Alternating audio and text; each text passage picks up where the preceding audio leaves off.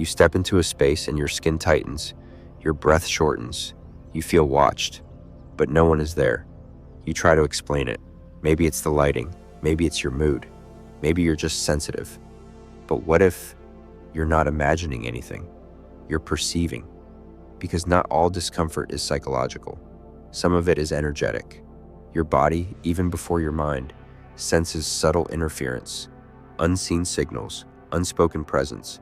And if you don't know how to protect yourself, you absorb it. Not just emotions, not just tension, but frequencies, attachments, imprints. This is not fiction, it's field mechanics.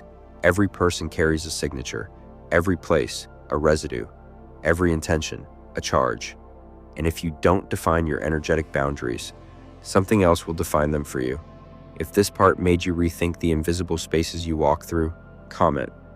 I protect my field, because just like the body, your energy needs shielding too. You have a body, you have a mind, but beneath both, you have a field, an energetic field constantly shifting, constantly receiving, constantly broadcasting. Modern physics calls it a biofield. Ancient traditions call it the aura, but they point to the same truth. You are more than skin and thought. You are signal, and that signal can be read. Ever walked into a room and instantly felt drained? Met someone and felt off without knowing why? Had a conversation that left you heavy for hours? That wasn't just mood, that was resonance. Your field met theirs, and their chaos spilled into your coherence. Because energy is not metaphor, it's mechanics.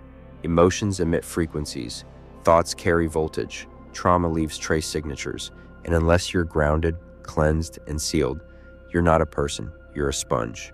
You take on what's not yours. You carry battles that never belong to you. If this part helped you realize how often you've absorbed invisible weight, comment. I clear what isn't mine, because awareness is the first shield, but not the last. Most people walk around wide open, not emotionally, energetically. Their field is scattered, leaky, undefined, because no one taught them. Boundaries are not just social, they're spiritual.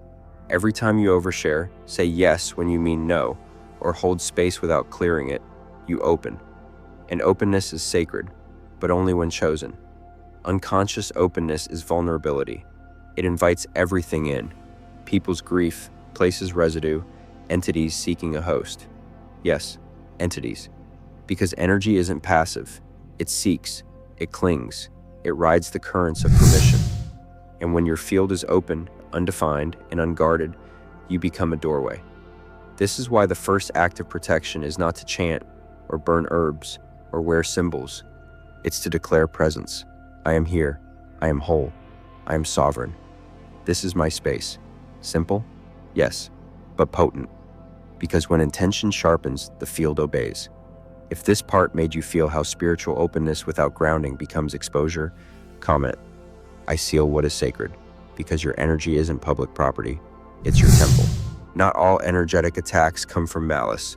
Some come from pain, some from fear, some from love, the twisted kind.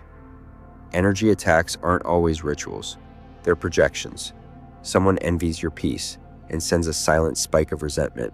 Someone fears losing you and latches onto your field like a hook. Someone can't face their own wounds, so they place them on you. This is the unconscious weapon, emotional enmeshment. You carry their guilt, their sadness, their need, and over time you confuse it with your own. You think you're tired, but you're hosting. You think you're anxious, but you've absorbed their chaos. This is not imagination, this is entanglement, because energy follows attention, and attention is power. When someone fixates on you, even silently, they're sending frequency, and if your field is open, you receive it. This is why spiritual protection isn't about paranoia, it's about precision. If this part helped you feel how even love can distort your energetic clarity, comment. I release what isn't mine, because compassion doesn't mean exposure, it means discernment. Protection doesn't begin with fear, it begins with frequency. You don't block darkness by fighting it, you dissolve it by standing in your own light. An energetic shield isn't armor, it's coherence. It's the field you generate when your body, mind, and spirit agree on one signal. That signal says, I know who I am. I know what is mine. and I choose what I allow in. And that clarity is a boundary. It vibrates, it ripples, it repels incoherence without aggression. This is not defense, this is declaration.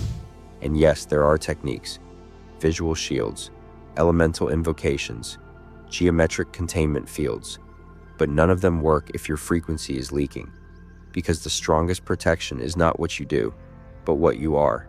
If this part helped you feel the difference between fear-based defense and clarity-based shielding, comment. My energy protects itself through presence, because your true frequency is your first line of defense. Your energy responds to image, to sound, to breath. That means you can shape it. Here are 3 foundational shields, each for a different purpose. The light sphere. Imagine a sphere of golden white light around your body, breathing into it, expanding it, sealing its surface. Use when you're exposed to crowded spaces or emotional overwhelm. It deflects density. It amplifies clarity. The mirror shield. Visualize mirrored surfaces surrounding you, facing outward. They reflect projections, curses, emotional attacks. Use when dealing with jealousy, envy, or psychic intrusion. The ego sees you, but cannot touch you. The elemental cloak. Call in earth, fire, air, or water as protectors. Wrap yourself in their frequency. Each carries unique shielding. Earth, grounding, dense, absorbs chaos. Fire, burns cords, repels low entities. Air, clears confusion, protects the mind. Water, shields emotions, dissolves tension. Use based on what you feel is targeting you. And remember, you don't need perfection. You need presence. The more you use them, the more your system responds. Because intention is interface, and your mind is the architect. If this part helped you visualize protection as an energetic design, comment. I shape my shield with will. Because your imagination isn't fiction, it's your first technology. A shield protects. A seal commands. While shields are flexible and responsive, seals are fixed, encoded, binding. A seal is a frequency lock, an energetic code that declares what is allowed and what is not. It doesn't ask permission. It sets law. You don't create a seal casually. You craft it with intent, ritual, and clarity. It can be a symbol, a word, a gesture, a mantra, or a sigil. But once installed, it becomes self-activating. Example, you craft a seal that says, "No energies may enter my space unless they serve my highest alignment." You write it, speak it, visualize it burned into your field, and with repetition, your system begins to enforce it, not because you remembered, but because it remembered. Seals are ideal for long-term spaces. Your bedroom, your home, they're your altar. Even your body. They shape your field's policy, and the clearer the policy, the cleaner the space. If this part helped you see seals as energetic protocols rather than decorations, comment. I encode my space with sacred law, because when your energy field becomes sovereign, no invitation is needed, only permission. You can memorize all the techniques, say the mantras, visualize the shields, craft the seals, but without presence, they're hollow, because energy isn't moved by words, it's moved by certainty. Every effective protection begins with self-trust. You don't command energy if you're still doubting your right to hold space. This is why children are vulnerable, not because they lack light, but because they lack claim. So when you shield, when you seal, when you clear, do it with full presence, with your breath, with your spine, with your will, not as ritual, but as declaration. I am the sovereign field. I am the center of this space. I do not allow what dishonors my frequency. You don't need to be aggressive. You need to be exact, because precision is protection.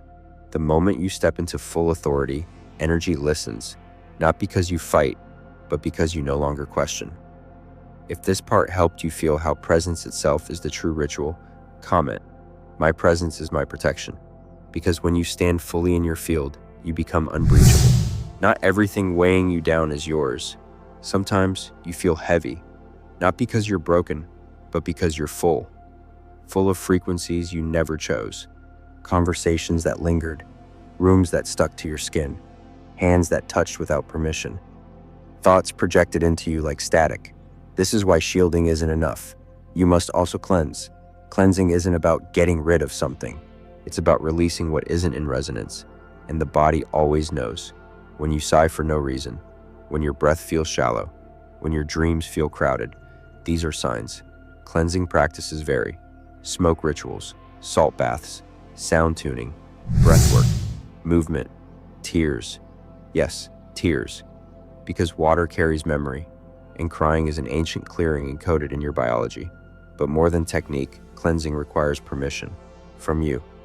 A moment where you say, I no longer carry what isn't aligned. I return this to source. I call my energy back, and energy obeys, because release isn't force, it's authority.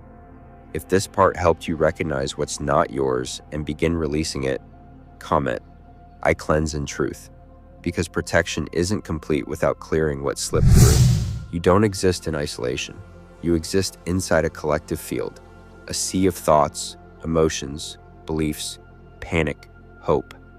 And most people are unconsciously plugged in. They feel anxious and think it's personal, but it's not always theirs. It's ambient, because the collective has a frequency. And when something massive happens, a war, a death, a crisis, that frequency spikes. And if your field is open, you drown in it. This is why spiritual protection is not just personal, it's political, it's ancestral, it's planetary. You don't just shield from people, you shield from fields. You claim your center so that even in the noise, you remain signal. This is why grounding matters, why ritual matters, why turning off the feed isn't avoidance, it's sovereignty. Because in a world that profits from panic, clarity is rebellion. If this part helped you recognize when you've tuned into a frequency that isn't yours, comment. I unplug to return to center, because sometimes the most radical act is not reacting. You don't need to live in fear. You need to live in frequency. True spiritual protection isn't a ritual you do. It's a field you maintain. It's a layered system. Shields repel, seals command, cleansing releases, grounding stabilizes, centering clarifies. And when these work together, you become a space, not just protected, but protective. Your presence itself clears a room, stabilizes others, interrupts chaos. Not because you cast spells, but because you are one. You walk into a space, and instead of reacting to energy, you reshape it. You stop asking, how do I stay safe? And start asking, what field do I broadcast? Because the ultimate shield is coherence. A field so clear, so intentional, so unwavering, that nothing enters without resonance. If this part helped you feel how all protection is simply remembrance of who you are, comment. I walk as the protected and the protector, because when you become the source, you stop seeking the shield. Protection was never about hiding. It was about remembering that you are not fragile. You are structured, not empty, but encoded.